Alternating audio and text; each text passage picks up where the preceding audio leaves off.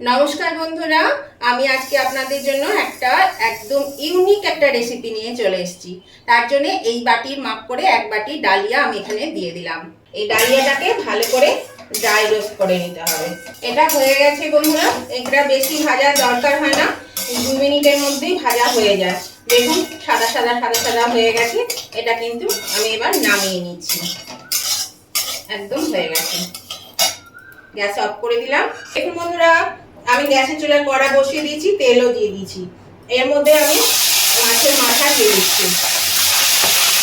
এই রেসিপিটার জন্য মাছের মাথাটা অবশ্যই লাগবে, সেই জন্য মাছের মাথাটা আমি দিয়ে দিলাম। এই মাথাগুলো একটু ভেজে নেবো ভালো করে।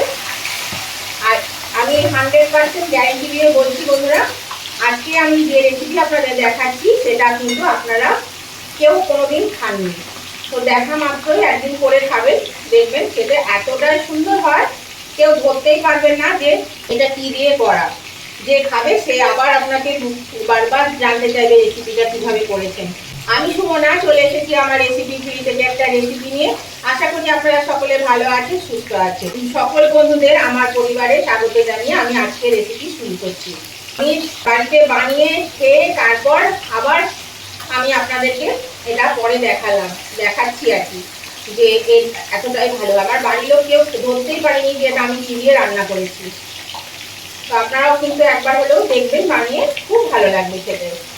আপনারা খান, কিন্তু এই জিনিসটা যেটা দিয়ে আমি আজকে করছি সেটা দিয়ে আপনারা কোনোদিন খাননি, এটুকু আমি 100% গ্যারেন্টি। তাহলে মাছের মাথাটা আমি ভেজে নিই। এখানে আমি রুই মাছেরই মাথা নিয়েছি, দুটো ছোট ছোট মাছ ছিল, সেই জন্য মানে ওই 800 850 ওজনে। তাহলে মাথাটা একটু ছোট, আপনারা বড় রুই বা কাতলা মাছের মাথাও নিতে পারেন, তাতেও কিন্তু হবে, কোনো অসুবিধা নেই। মাথাগুলোকে কিন্তু একটু ভালো করে আগে ভেজে নিতে হবে। এরকম বন্ধুরা মাছের মাথা ভাজা হয়ে গেছে, আমি মাথাগুলো তুলে নিচ্ছি। এরকম বন্ধুরা এই তেলের মধ্যে আমি দিয়ে দিচ্ছি এখানে দুটো তেজপাতা, 2 টুকরো শুকনো লঙ্কা আর 1/2 চামচ জিরে, সাদা জিরে। এটা আমি ফোড়নে দিয়ে দিলাম। ফোড়নটা একটু নেড়ে নেব, 10-12 সেকেন্ড মতন একটু নেড়ে নেব। এবার আমি দিয়ে দিচ্ছি এখানে কুচি করে রাখা 1 টেবিল চামচ মতন রসুন কুচি। এই রসুনটা আমি দিয়ে দিলাম। রসুনটা দিয়ে একটু ভাজা ভাজা করব 5-6 সেকেন্ড। এখানে দুটো মিডিয়াম সাইজের পেঁয়াজকে কুচি করে নিয়েছি লম্বা লম্বা করে, এই পেঁয়াজটাকেও আমি এর মধ্যে দিয়ে দিলাম। পেঁয়াজটা দিয়েও একটু নাড়াচাড়া করে নেব, খুব বেশি কিন্তু পেঁয়াজটা ভাজবো না এখন। এখানে আলু কেটে নিয়েছি দুটো মিডিয়াম সাইজের, এরকম ডুমো ডুমো করে আলুগুলো আমি দিয়ে দিলাম। আলু পেঁয়াজ একসঙ্গে দিয়ে এবার আমি এটা ভেজে নেব। দিয়ে দিচ্ছি পরিমাণ মতো একটু নুন আর হলুদ, যদি নুন লাগে পরে আমি দেব। এখানে দিয়ে দিচ্ছি 1 চামচ আদা বাটা আর ঝাল অনুযায়ী কাঁচা লঙ্কা বাটা, এটাকেও দিয়ে দিলাম। দিয়ে একটু নাড়াচাড়া করে নেব। এটা বন্ধুরা একবার অন্তত করে খাবেন, দেখবেন খুব ভালো লাগবে খেতে। আমি আপনাদেরকে বলছি, কথা দিচ্ছি যে আপনারা খেয়ে তারপর আমার কমেন্ট করবেন। দারুণ সুন্দর হয়েছিল খেতে।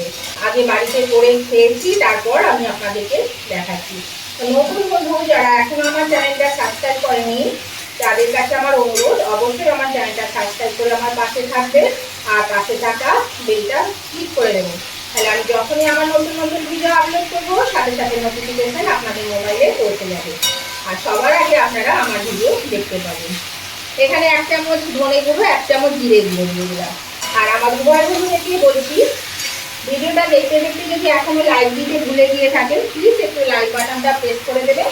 আপনাদের একটা লাইক আমাকে এগিয়ে নিয়ে যেতে অনেকটা সাহায্য করে। আর আজকের এই রেসিপিটা যদি ভালো লেগে থাকে, খুব ভালো লেগে থাকে, তাহলে আপনাদের বন্ধু বান্ধব আত্মীয় স্বজন সকলেই যাতে পেয়ে যায়, তার জন্য একটু শেয়ার করে দেবেন, একটু বেশি পরিমাণে শেয়ার করে দেবেন। কেমন লাগলো আজকের এই রেসিপিটা সেটা জানাতে কমেন্ট করতে ভুলবেন না। আপনাদের মিষ্টি মিষ্টি কমেন্টগুলো যেমন পড়তেও ভালো লাগবে, তেমনি একটা কমেন্ট আমাকে পরবর্তী রেসিপি বানাতে অনেকটাই উৎসাহিত করে। এই যে ডালিয়াটা ধুয়ে রেখেছিলাম, সেই ডালিয়াটা আমি এর মধ্যে দিয়ে দিলাম। ডালিয়াটা দিয়ে একটু কষিয়ে নেব, মশলার সঙ্গে আলুর সঙ্গে ডালিয়াটা আমি কষিয়ে নেব। হ্যাঁ বন্ধুরা, এতক্ষণে আশা করি আপনারা বুঝতে পেরে গেছেন আমি কি বানাতে চলেছি। আজকে আমি ডালিয়ার মুড়ি ঘন্ট বানাবো। অপূর্ব খেতে হয়, অপূর্ব। আপনারা খেয়ে দেখবেন, একদম ধরতেই পারবেন না কিসের মুড়ি ঘন্ট খাচ্ছেন। আর এই দেখুন এখনই এত সুন্দর একটা গন্ধ বেরিয়েছে না, দারুণ লাগছে গন্ধটা। আমি একটু কষিয়ে নিই 2 মিনিটের মতো। খুব বেশি কষানোর দরকার নেই, ডালিয়াটা তো আমার ভাজা ছিলই সেই জন্য।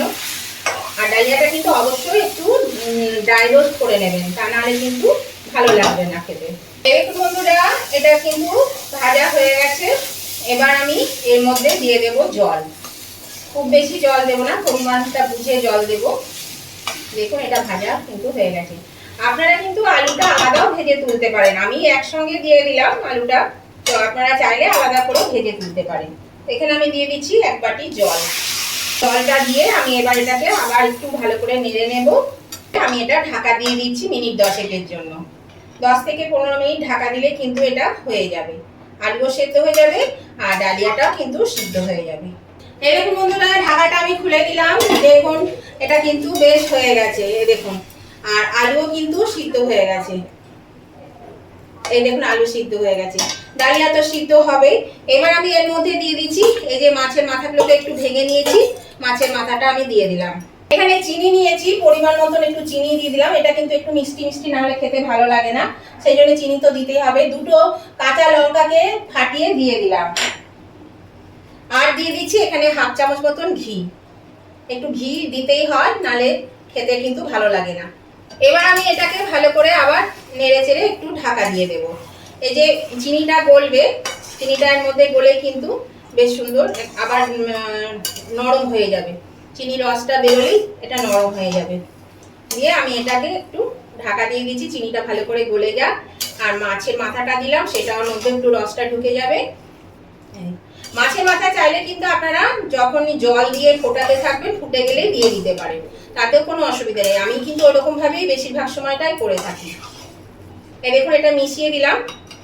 আর খেয়াল রাখতে হবে যেন তলে না লেগে যায়। আবার আমি মিনিট 5 জন্য একটু ঢাকা দিয়ে দিচ্ছি। এই দেখুন বন্ধুরা, 5 মিনিট পরে আমি ঢাকাটা খুলে দিলাম। এবার দেখুন এটা কি সুন্দর হয়ে গেছে। এই দেখুন এটা বেশ সুন্দর হয়ে গেছে। আর এটা কিন্তু মানে ঠান্ডা হলে বেশ ঝরঝরে হয়ে যাবে একদম। এই দেখুন, তো এটা আমি এবার নামিয়ে নিচ্ছি।